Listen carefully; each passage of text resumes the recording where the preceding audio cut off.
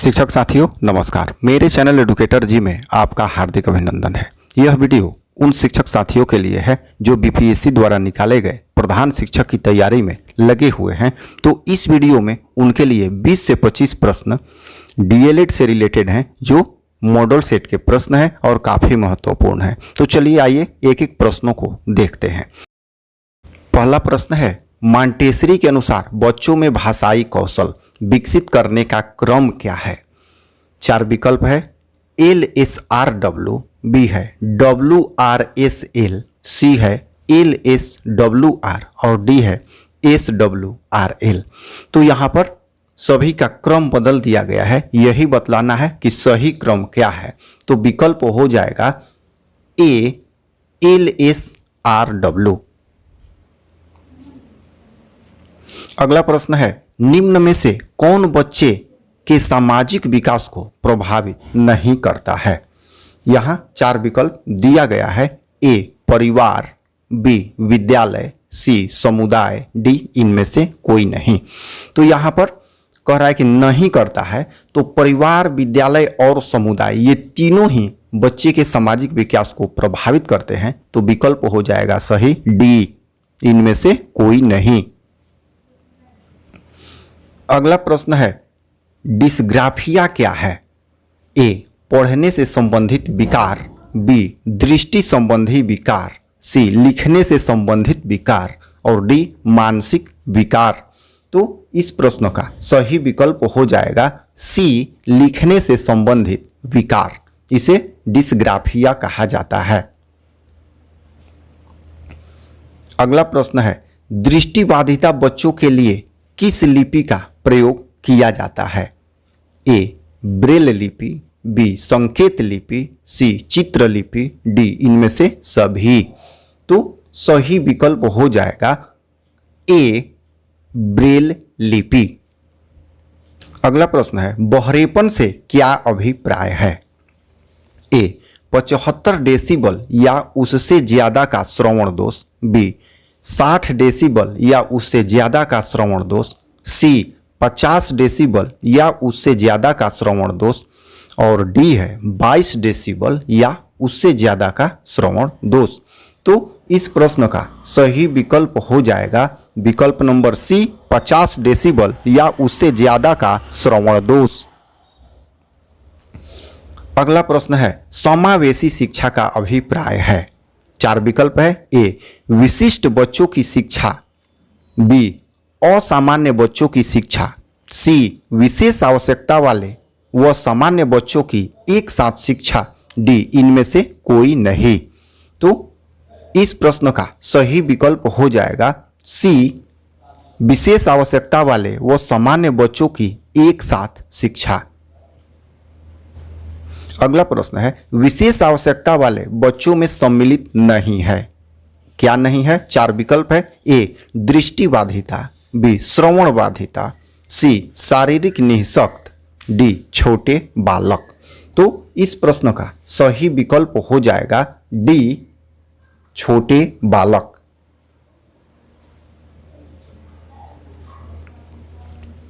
अगला प्रश्न है, कक्षा में विभिन्न योग्यताओं वाले बालकों को शिक्षित करने के लिए अध्यापक को क्या जानना आवश्यक है? 4 विकल्प है। स्वयं को, B मुख्य अध्यापक को, C वैयक्तिक भेदों को और D बालकों के अभिभावक को।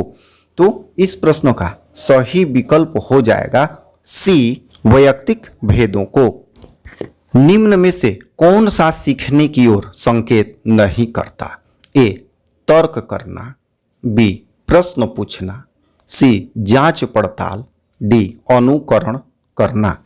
तो इस प्रश्न का सही विकल्प हो जाएगा C जांच पड़ताल। अगला प्रश्न है, बाल केंद्रित शिक्षा का अर्थ है। A बच्चों के अनुभवों व रुचियों को प्राथमिकता देना, B बच्चों द्वारा स्वयं अध्ययन, C बच्चों को पूर्ण स्वतंत्रता देना, D इनमें से सभी।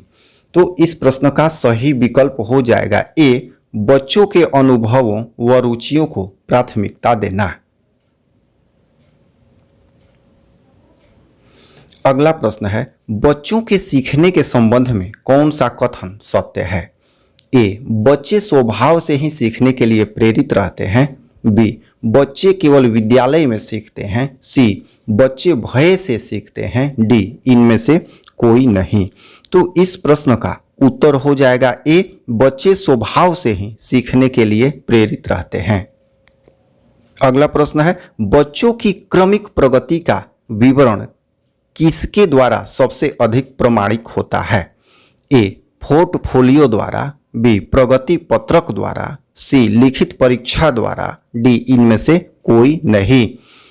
तो इस प्रश्न का सही विकल्प हो जाएगा विकल्प नंबर बी, प्रगति पत्रक द्वारा।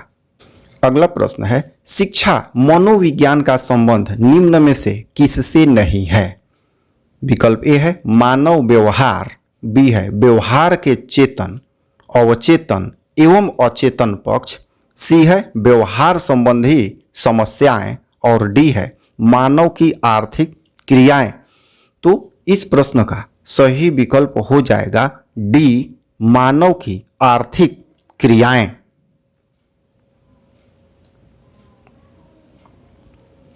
अगला प्रश्न है, मानव व्यक्तित्व प्रतिफल है। विकल्प ए है वंशानुक्रम का। बी है वातावरण का। सी है वंशानुक्रम एवं वातावरण दोनों का। डी, इनमें से कोई नहीं। तो इस प्रश्न का सही विकल्प हो जाएगा सी, वंशानुक्रम एवं वातावरण दोनों का। अगला प्रश्न है बुद्धि लब्धि अर्थात IQ की सामान्य सीमा क्या है? ए, 130 से अधिक।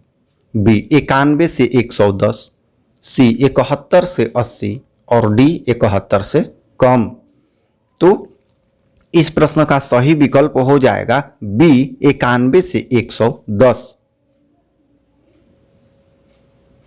अगला प्रश्न है, निम्न में से कौन सी विकास की विशेषता है? ए, विकास क्रम में एकरूपता होती है। बी, विकास विशेष से सामान्य की ओर चलता है। सी, विकास की भविष्यवाणी की जा सकती है। डी, इनमें से सभी।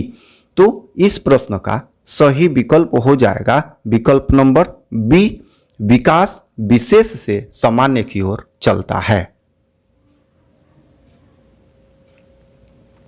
अगला प्रश्न है, पियाजे के अनुसार संज्ञानात्मक विकास की कितनी अवस्थाएं हैं? 4 विकल्प है। ए, 4। बी, 3। सी, 5। डी, 6। तो इस प्रश्न का सही विकल्प हो जाएगा ए, 4 अवस्थाएं। अगला प्रश्न है, बच्चे अपने कार्यों में किन कारणों से असफल होते हैं? विकल्प ए है गलत योजना के कारण। विकल्प बी है भय व असफलता के कारण। विकल्प सी है उचित मार्गदर्शन न मिलने के कारण और विकल्प डी है इनमें सभी। तो विकल्प हो जाएगा ऊपर के तीनों ए, बी, सी अर्थात इनमें से सभी। अगला प्रश्न है, मैकडूगल के अनुसार मूल प्रवृत्तियां कैसी होती हैं? 4 विकल्प है अर्जित। बी, जन्मजात। सी, अर्जित व जन्मजात। डी, इनमें से कोई नहीं। तो इस प्रश्न का सही विकल्प हो जाएगा बी, जन्मजात। अगला प्रश्न है, बच्चे को सर्वप्रथम भाषा का ज्ञान किससे होता है? विकल्प ए है माँ से। विकल्प बी है अध्यापक से। विकल्प सी है पुस्तकों से। विकल्प डी है इनमें से सभी।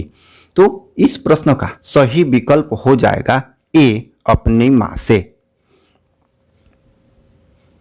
अगला प्रश्न है, निगमन विधि का प्रयोग किस विषय को पढ़ाने के लिए किया जाता है? विकल्प ए, विज्ञान। विकल्प बी, गणित। विकल्प सी, समाज विज्ञान। विकल्प डी, इनमें सभी। तो इस प्रश्न का सही विकल्प हो जाएगा बी, गणित।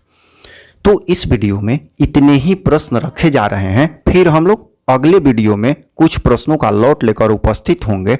आपसे रिक्वेस्ट है, चैनल को सब्सक्राइब नहीं किए हैं तो चैनल को सब्सक्राइब कर लें। धन्यवाद।